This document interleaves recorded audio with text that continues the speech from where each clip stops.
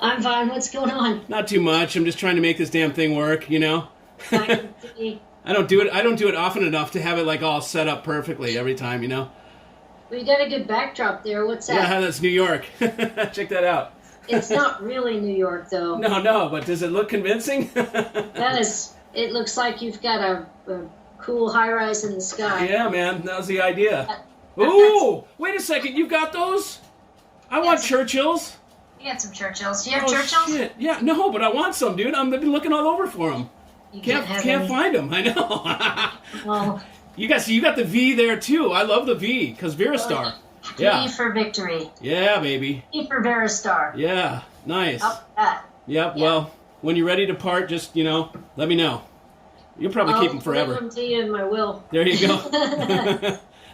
What I think is so cool about Manley is that you guys are one of the few that I know that bridges the pro world and home quite gracefully. You know what I mean? Yep, that's what we do. Yeah. I think part of the Whoa! You got an automatic stand-up desk. yeah, I do. Check you out. Good for you. I was looking at those. I'm sitting here getting fat, man. The motor throws a lot of shit into my hi-fi system. Oh, bummer. So maybe if I'm listening to like Rachel Maddow or something, I'll put it on. But if it's music, there's too much noise that just infects the whole thing. Oh wow! Yeah. It Yep. kinda sucks. I work on my grounding here. This building, the wiring's really old. Oh yeah. Yeah, well, mastering is kind of where the pro audio recording side and the audiophile side converge. Sure. And we've always been really active in that Yeah. arena. So that's that. That's cool. I see that you guys have microphones. I didn't know. I have a Studer machine. I bought a couple like when this whole tape hype started. I bought a couple machines. One from a client/friend, and so I have a Studer A80, and I got a Otari MX5053 that was never used commercially. So the thing is like in the most pristine shape. And I'm like, I gotta buy a microphone, and I gotta get a mic pre, and so I'm You gonna don't do need a it. microphone to play tapes? What are you talking No, about? not to play tapes, but I want to try recording. Yeah. Yeah, I'm like, it's got two tracks. I could put some. microphone, and you need some preamps, and Yeah, need a DAW or a tape machine or a console or something, yeah. or some knowledge how to work all that gear. Yeah, exactly. Like I have time for that, Yeah. Yeah. So what's exciting in the world of Manley and EveAnna and all that stuff? Have you been motorcycle touring lately? When was the last time? Well, we did the south of France in the Pacay region, the Provence Alps, Oh, nice. Côte d'Azur area. Did that in May or June or something. That was fun. Yeah. For a week. And then December, a couple of us are riding from Hanoi to Saigon on the Ho Chi Minh Trail, December 12th through 26th, or as we were going to call it, the Ho Chi Minh. Nice. That's good. Yeah. So for anybody, for the guys that are watching, people that are watching right now, EveAnna is a legit motorcyclist. Like, I see her at the show. She's got the Vans and leathers on and everything broken in, and I'm like, nice.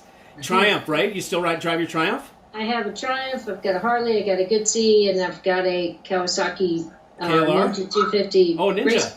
Oh, you take it on the track. I do. I'm Yeah. very slow. I'm Well, super slow, That's but smart. I'm still upright. Yeah, exactly.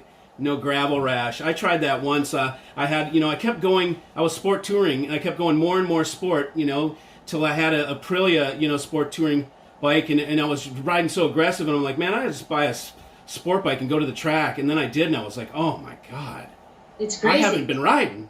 Yeah, Awesome. yeah. So so that's great. That's good to know. Yeah, so those are quite some trips. Yeah. What's everything? What's happening at Manley? What's new and exciting? What do you guys got brewing in the cauldron? Well, we're just putting out a press release today, actually, about 2 new staff I've hired on this summer. So I shook up my R&D team a bit. We got a guy named Jeffrey Bork, who was design engineer over at API for almost 20 years or something. I worked for a good buddy of mine, Paul Wolf. Mm-hmm. And another ex-Paul Wolf employee I brought on is Jesse Honig, who came to us from Slate Digital. So he's doing a bunch of real boring stuff like ERP migration to a new system, which is very boring for you guys. But it's important to keep ourselves organized and try to be profitable and responsible business, things like that. There you go. So, but Jesse's also going to manage their R&D team as well. So he's doing project management for the team. Cool. So it's exciting because then we can get cranking out these products again. For sure, for sure. So who is your lead engineer? Who's your lead person? Like your designer or whatever does most of the designing? It's a team effort, and cool. We all contribute to different facets of the design process. We've recently internally organized ourselves using Monday.com, which is interesting. And that I just want to emphasize it's really a team effort, so we get together and decide what projects we're going to work on and what priority those projects will fall into and schedule them and be a little more organized with product planning. And remember, we got to do it for 2 markets. We have to work on the pro audio world and the HiFi world as well. Oh, that's cool. Yeah. So the team thing is cool. The team thing is interesting that everybody decides together. Cool guys we work with outside Manley Labs every day, and some guys that are at the factory every day. So awesome. It could be a worldwide effort. Yeah. Killer. So what do you have that is like your entry level piece for somebody that wants to get into HiFi and that you consider maybe your cool little entry level piece? Probably the most accessible unit for people to get into it with would be the Manley Chinook, which is our lower cost phono stage. Okay. So many people get into HiFi these days through vinyl. Yeah, that's right. Not really from two monoblocks or whatever. So I'd say the most accessible thing for guys would be girls would be the Chinook. Cool. And that is actually also our best-selling HiFi product. Oh wow, cool. Okay, so it's well known. Yeah. And then the other product, it's a bit of an aspirational product, slightly, because it's really top end, would be the Manley Absolute headphone amplifier. And again, I kind of generally see the headphone market, like younger people start with the headphone market, and so we want to attract those younger people because the older guys are all dying off. I know, it's sad, man. Yeah. But hey, I'm not far behind. We're young compared to some of those guys. That's true. Yeah, it's like they're like, I can't lift it. I'd buy it if I could lift it. Right. You start hearing that, it's like, oh, wow, I haven't heard that yet. Exactly. Yeah. But yeah, we as a company, we've got to find ways to stay relevant and stay attractive to younger people. For sure. And bring in the next generation of audiophiles wherever they're coming from. Yeah. So it might be through vinyl, it might be through headphones, and it might be through good old tube amplifiers as well. We haven't ever stopped building those. Yeah, one of my favorites. I remember I got a preamp from you guys, the reissue that you did for Simon Lee, that Manley reference preamp. Oh yeah, that was a beautiful piece. Classic design, and that was actually pretty, I'll say, thrilling to build a revival build of that really old design. That design dates back to the very first year of Manley, the brand of Manley. It dates back to originally 1988. That early version was pretty rough around the edges, and it did get refined up pretty well towards the end of the 90s. Yeah, it's really just beautiful. I mean, I remember looking inside and seeing how the PC boards were like mounted on a rubber band kind of suspension. So there's just vibration mounted, kind of like a microphone, I guess. How the mic's sitting there in that little cradle thing. It's the exact same silicone O-rings as the microphone suspension uses. Wow. Yes. Okay. Well, it's quite effective, I guess. So, yeah. Hey, I can grab a prop if you want. Yeah, go for it. Whatever you got. Just a moment. Okay. Beautiful. What is that? Okay, so this was actually the first prototype chassis of the Manley reference silver mic. Wow. And here you can see we actually got black silicone O-rings finally. Yep. Oh, why? What were they before? Things like that were hard to get like 30 years ago. Yeah. Red silicone was all you could get, so that's what they were. Uh-huh. But these days, like the supply chain has kind of opened up for us. Sure. So now we can get black silicone O-rings. Oh, and nice. the silicone definitely survives better in the open air. Uh-huh. Because the bune-in or the more typical black O-rings you might see. Yep. They disintegrate in the ozone like terribly, so that's why you don't want to use those, or else your suspended board would be just dropped. Oh yeah, clunk. It all break. Bummer. So silicone is the way to go. That's my handy tip of the day. Silicone?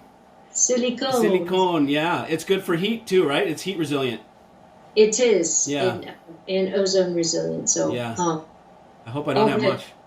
Yeah, they last a pretty long time. That's good. That's good. Now, out of those mics, what's the difference between, like, I noticed there's like 2 or 3, right?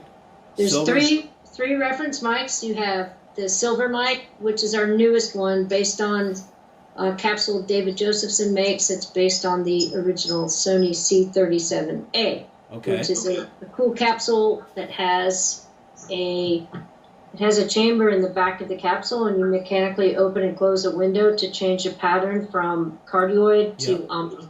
Oh, cool. So that's kind of neat. Yeah. And so the capsule's made in the USA, and so is the one for the gold mic, which is also made by David Josephson, and that's an AKG kind of CK12 type of capsule. It's bookend, it's edge tension like a snare drum, and it's pretty complicated to make to keep everything matched up and stable and all that. So, and then the reference cardioid mic uses a Chinese capsule, and it has from day one. It's a nice capsule, and it's got this magical sound.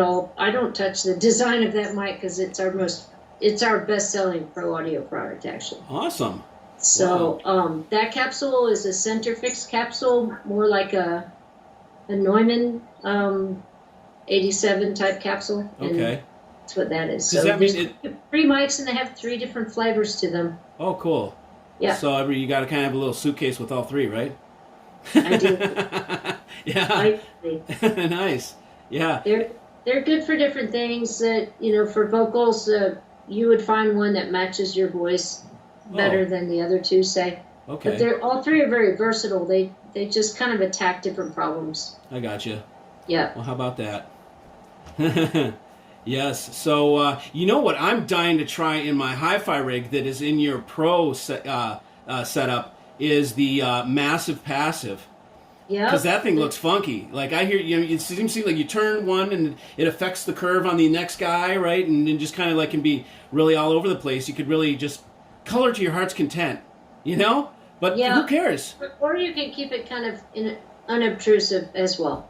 Because there's a couple versions, right? I saw the mastering version too, as well. There's the mastering version. What that does is it adds mechanically detented pots to the knobs. So they're not switches; they're still knobs. You can't fit switches in that design, and you wouldn't want to pay for all those being Grail 24 position switches, even if they could fit. That would be very expensive. So the special detented knobs is actually a really clever way to solve that problem. I see. Okay. But what were you going to say how to use? You're about ready to say how to use the thing in a hi-fi rig, the massive passive. Well, yeah, I don't know. Maybe the mastering version would be the better unit to use because the filter sections, they're higher and lower. So they're less about creating tones like a telephone tone, which regular version, the filters are set up to make tones. The mastering version filters are set up to solve problems. So if you wanted to get rid of rumble and cut everything out under that frequency, that's what the filters in the mastering version would be better for. I see. I see. Cool. Yeah, it just looks like interesting. I'm just like, I love to, tweak and just change things around. And I'm like, EQ sounds fun and interesting. Because I say, like, I have clients that have the cello palette, audio palette, that thing. And it's so expensive. You see it, and it looks like amazing. And that the Manley was the only other thing I could find, current that is similar in that respect. They still make the pellet? Oh, no. It's an old thing. Yeah, People still have it, but when they're still around, they sell for a premium because people gobble them up. Yeah. So I was looking and I was trying to find something similar, and then I came up with Massive Passive, and I was like, huh. And then there's a little bro too, There's some reviews online with the Massive Passive used in a HiFi context.